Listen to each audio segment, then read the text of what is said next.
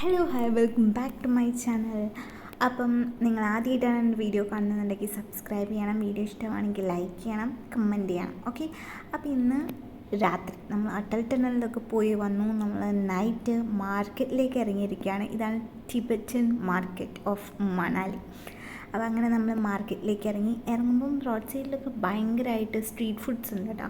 അപ്പം ഞാൻ പാനിപ്പൂരി ഒന്ന് ട്രൈ ചെയ്ത് നോക്കി. സത്യം പറയാലോ, എനിക്കിഷ്ടപ്പെട്ടില്ല.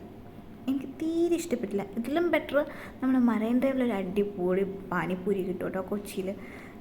ഇത് കഴിച്ചപ്പോൾ ഓർമ്മ. ഞാൻ ഒരെണ്ണം കഴിച്ച് ചേട്ടനോട് പറഞ്ഞു, ചേട്ടാ എനിക്കിനി വേണ്ട, കാരണം എനിക്കത്ര ഇഷ്ടപ്പെട്ടില്ല.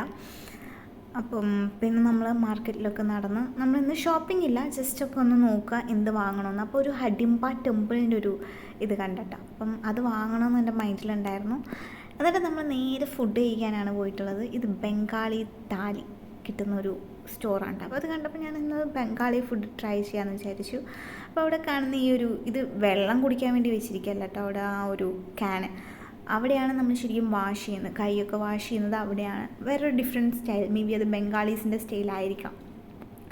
അങ്ങനെ നമ്മൾ പോയി ബംഗാളി താലി, അങ്ങനെ റൈസും ചിക്കനും അതുപോലെ തന്നെ റൊട്ടിയും ഇതൊക്കെയായിരുന്നു കേട്ടോ ഫുഡ് വന്നിട്ടുണ്ടായിരുന്നു.